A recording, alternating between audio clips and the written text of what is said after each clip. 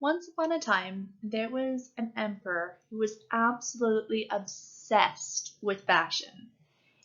One day, these two strangers came into town, promising these magical clothes that were invisible to the incompetent or the stupid. And the king said, "Yes, I would love some magical clothes." So these two men got started working on the clothes, and the emperor sent his officials to check on these weavers regularly to make sure that the clothes were coming along. But each time that someone checked on these weavers, they saw nothing on the loom, although the men appeared to be working diligently. So, not wanting to appear incompetent or stupid, they reported back to the king saying that the clothes were coming along beautifully, the robes were gorgeous, and the king would look more magnificent than ever. And then the day came where the weavers had completed their beautiful robes. They dressed the emperor. The emperor paid them finely, even though the emperor could see no fine clothes. He himself did not want to appear incompetent or stupid. And so he went on a parade about the town to show how beautiful his new robes were. And the whole town, once again, not wanting to appear incompetent or stupid, said, "Oh, what gorgeous robes the king is wearing! How gorgeous he looks today!" Until one day, a child said, "The emperor is not wearing any clothes."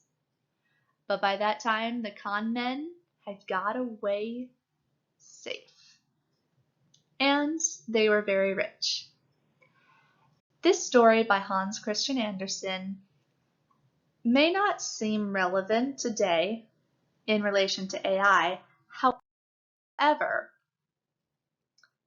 just as these weavers seem to make magical clothes, so people think that AI can make art.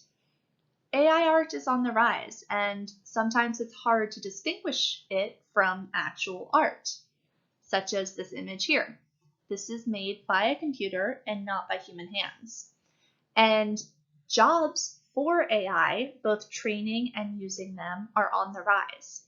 So a lot of people are looking into that career these days. I have a history of visual communications, and I'm currently studying software development.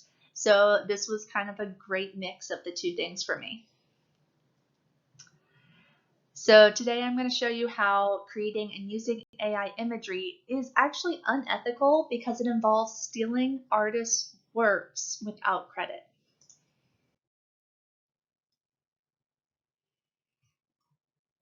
So the three topics that I will cover are what AI imagery is and how it works, what copyright law is and how that applies to AI images, and how AI imagery is theft. First of all, what is AI imagery? How does it work? AI imagery works by compiling large amounts of data through what is known as web scraping. So this is a process of taking publicly available information on the web and categorizing it. David Holtz, who is the founder of Midjourney, one of the first and most popular AI image generators, when someone asked him about getting consent from copyright owners, he said, "No, there isn't really a way to get 100 million images and know where they're coming from." The LAION dataset contains 5.6 billion images, and those images come from places like DeviantArt, ArtStation, Getty Images, and Pinterest.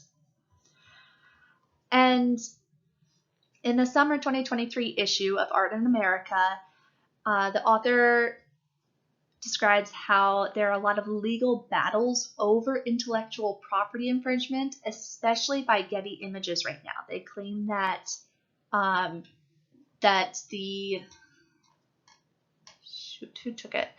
LAION dataset stole images from Getty Art in order to create new images that are almost identical but are no longer copyrighted. But how does AI know what's in an image? It's because you and I, have trained it. So you may recognize this image here at the bottom of the screen. Select all squares with traffic lights. These are those little like prove you're not a robot tests. And what they actually are doing there is using everyday internet users to train AI to recognize, in this case, what a traffic light looks like. And according to TechRadar, Google has been doing this for years, like from the very first reCAPTCHAs, where it was like a string of letters and numbers that you had to type in. That was Google training AI from its users. But you may be thinking to yourself, like, all of these images are on the web, they're free, right? So that's not stealing. Well, let's look at the history of copyright law and how it applies to AI. So traditional copyright involves something called fair use. And fair use comes with a few different stipulations. One is the purpose of the new thing and how it's used, whether it be for commercial purposes, making money, or if it's nonprofit or educational. Another thing that's looked at is the nature of the copyrighted work. So is the copyrighted work something factual that someone's, quoting from or restating? Is it published? Is it already out there for people to see, or is it a private copyrighted work? Lastly, number 3, there's the amount of the original work that is used in the final piece that is being created. Lastly, though, this is very important, there is the effect of using the copyrighted work on the original owner's potential market. Now, why is this so important? AI works by being trained on these data sets, right, of other people's art. And an Art in America article describes how an AI generator can actually be fed a specific artist's work to produce similar results, which would infringe on their market share because anybody can just create images that look like theirs. And then I mentioned earlier as well, Getty Images is currently in a lawsuit with Stability AI for almost exactly the same thing. Stability AI is taking Getty Images' market share for purchasing Getty Images images. Secondly, there's the DCMA, which is the Digital Millennium Copyright Act of 1998. And this is essentially copyright protection standards for the internet. It involves a couple of, well, it's a very long document. I read through a lot of it. But basically, these are the things that are relevant. One, internet providers can only retain copies of files temporarily, and they must refresh these files regularly. So if a company is downloading a lot of images from the internet and just keeping those, that is against DCMA. Secondly, the original owner must receive site hits for each time that their original content is being accessed. So once again, if a service provider is downloading images from the internet and then the user of the AI generator is simply accessing the provider's database, the person who originally uploaded that material is no longer receiving the traffic from people going to their site to see their images, and they're not going to get as much ad revenue that way, which once again is infringing on their market share.